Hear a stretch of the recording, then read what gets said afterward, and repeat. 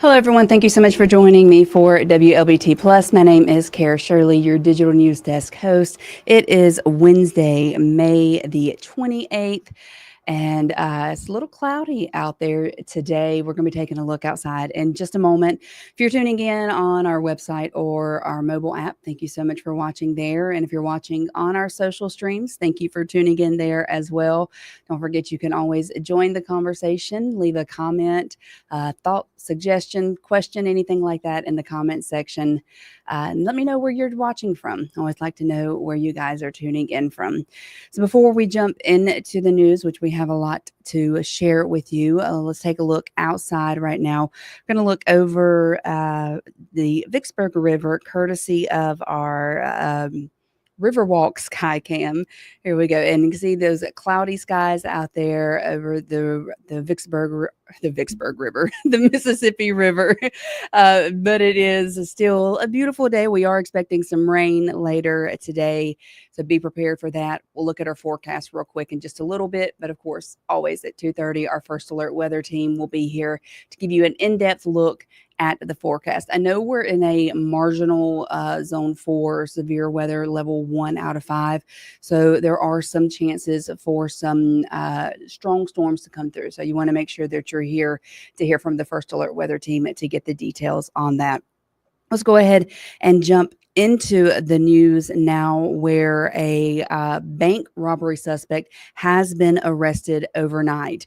So, according to authorities, Wilbert Ransom, which is here on your screen, he was taken into custody just after 8 o'clock last night, hours after he allegedly robbed a Trustmark National Bank branch on West Woodrow Wilson Avenue. So officials say the arrest was made with the help of the Jackson Police Department, Brandon Police Department, and the Federal Bureau of Investigation. The 45-year-old has now been charged with armed robbery. And Britt, I see you there. How are you doing today? Tuning in from Kosciuszko. Appreciate you always tuning in. And now we're going to Ridgeland, where 2 Jackson police officers are now on administrative leave after they were arrested for fighting in a Walmart or at Walmart there. So Ridgeland Police Chief Brian Myers says that the fight happened Saturday night. Jordan Lewis and Tyranisha Damper were employed with JPD. They're charged with disorderly conduct after a fight with DeMichael Allen, who was an employee at the store. Allen has also been charged in this case, and all 3 have bonded out on a $1,000 bond. And a person has been arrested in connection with assaulting an employee at the VA hospital and UMMC in Jackson yesterday.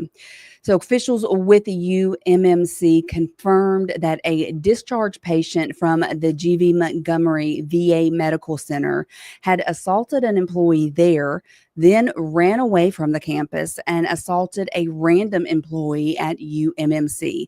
The hospitals say both victims were not seriously hurt and they will recover, thankfully.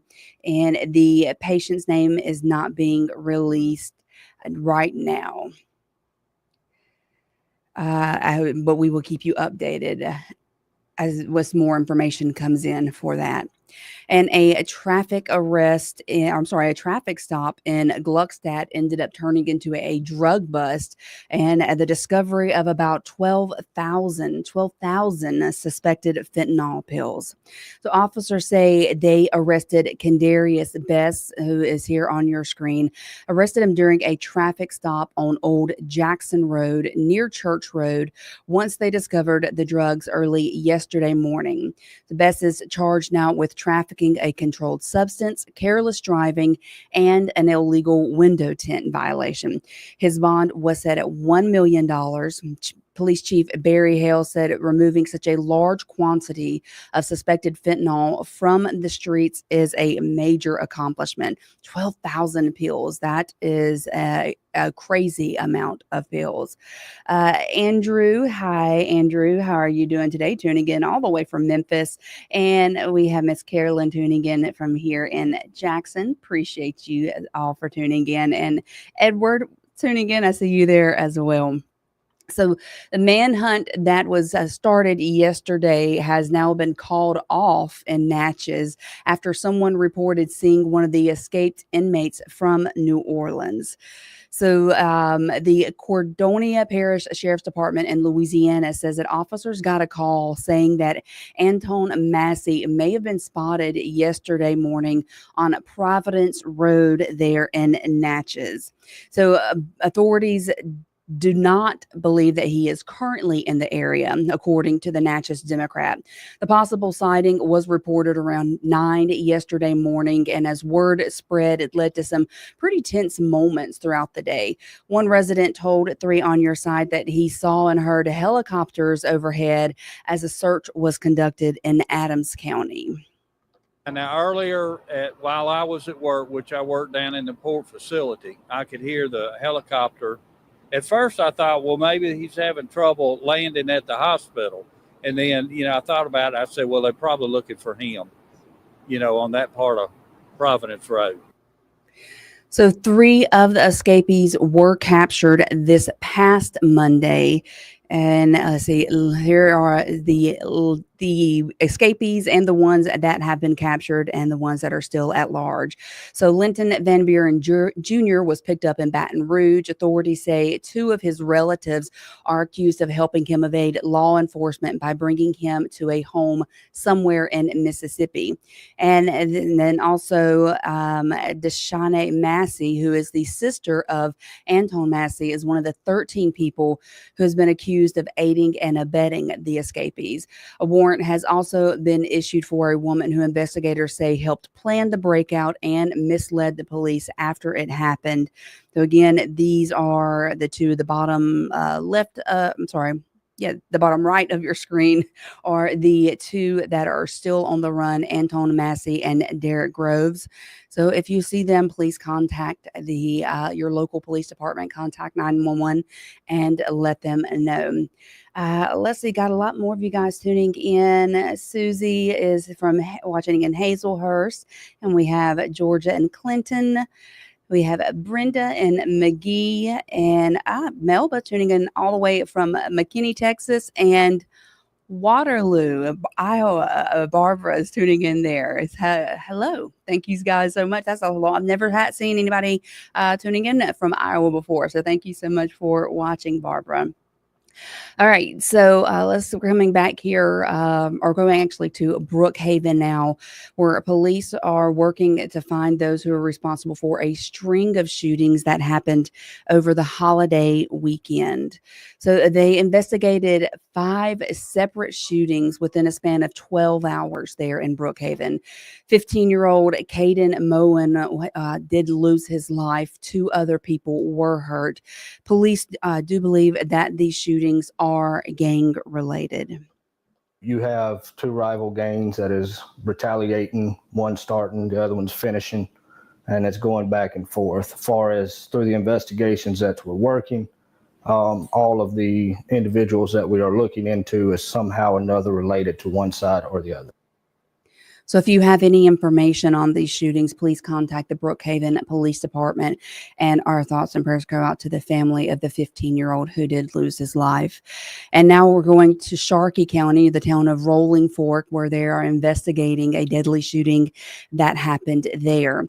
So they say it happened around 5 o'clock Sunday morning at the Northgate Apartments, which is, you can see where that is here on the map. 26-year-old Timmy Miles lost his life. We are told that 2 people are in custody. Their names have not yet been released, and no motive yet for the shooting has been released there. As with the other family, our thoughts go out to the family of Timothy Miles. And bond has been set for a man who is accused of trying to steal a Good Samaritan's car in South Jackson. So a judge ended up setting Albert Charles Thomas's bond at $80,000 during an initial court appearance. So he's charged with attempted robbery and possession of a firearm by a convicted felon. Police say that he tried to leave the scene after crashing his car early Sunday morning on I-55 near Elton Road. JPD says that when a woman stopped to help him, Thomas then chased her across the interstate and tried to steal her car keys. He thankfully did not get them, and she is okay, but he has now been given bond $80,000. So we're going to continue to follow this story, and we'll bring you updates. And let's see, before we go into more, actually, yeah, before we go into any more news, I want to hear from our sponsors. I'm sorry, I'm getting a little sidetracked here, but I want to hear from our sponsors at Jackson Water. Hey, Jackson, curious about our water system? Join the Jackson Water Academy to get the inside scoop on our water and sewer operations. 3 sessions, 3 months, and a whole lot of hands-on know-how. You'll even get a behind-the-scenes tour of the O.B. Curtis Water Treatment Plant. So if you're ready to dive in, head to jacksonwater.com/water academy or give us a ring at 601-500-5200 to apply. But hurry, spots are going fast.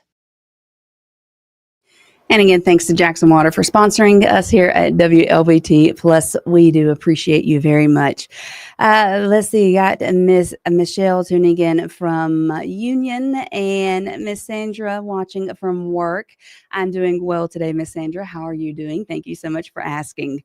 Let's look at our forecast, look at our current forecast rather out there. Our current temperatures, we are sitting in the low to mid 80s throughout the area.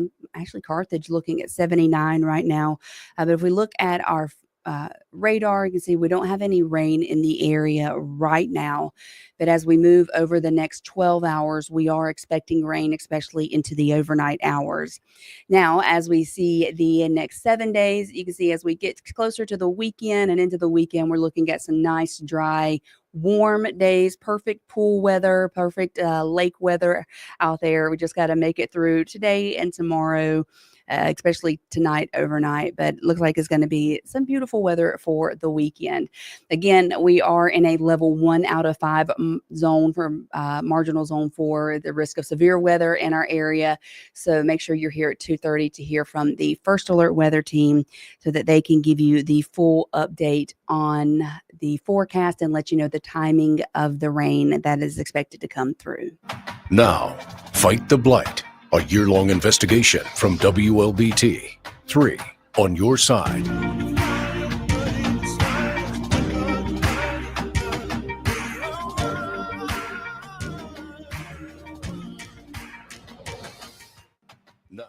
Well, in this edition of Fight the Blight, one West Jackson neighborhood is fed up with trash they say are pouring onto the yard of a abandoned house that they say is being used by vagrants as a dump site. So here is the location of the house. It is a burned home. And it's actually 2 different homes.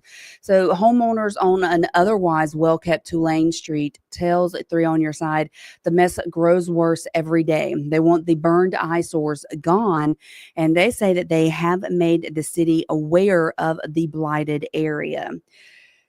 So residents say there is a group of homeless people who use the abandoned properties and are responsible for all of the garbage that is scattered along the street there.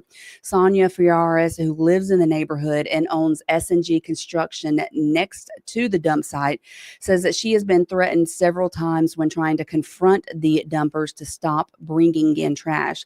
Others have also tried to help out where they can, but residents saying that it's just not enough. And they hope that things will turn around soon if the city gets involved. It's a disaster, and they brought all that stuff there in here. All this stuff here, the accumulated, it wasn't out there, and they brought it all here, and it's been going on for a long time here now. So Jackson's code enforcement has a demolition case on one of the abandoned homes and is waiting counsel and a determination letter to move forward. Officials say another home will soon be going to administrative court, a process to determine if the city will clean it and giving the owner more time to address the violations. Now, if you have an abandoned property or a blighted property in your area that you would like for us to know about, that you would like for us to highlight, go to our website, wlbt.com. Here it is on the screen for you.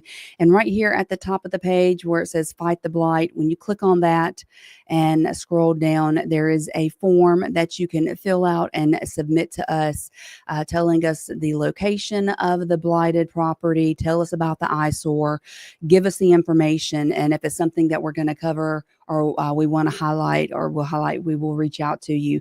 But we can't know about them unless you talk to us about them. So go to the website, fill out the form, and let us know all about them.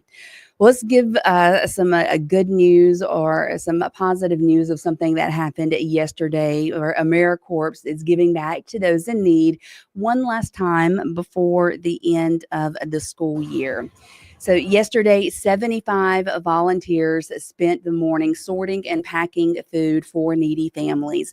That final act of service was also a celebration of the group's volunteer efforts over the last year, from tutoring students to supporting disaster relief.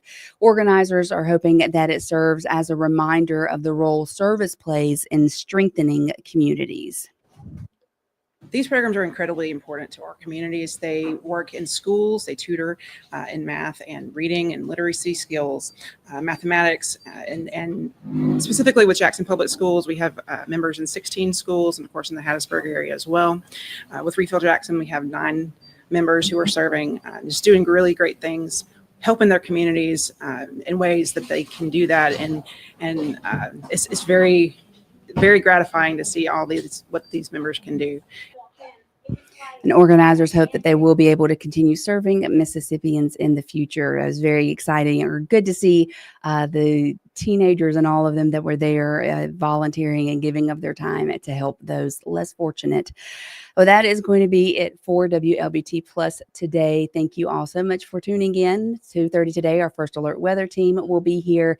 And then tomorrow, I will be back at 1 o'clock for WLBT Plus, and I'll also see you in the morning for Top 3 from WLBT.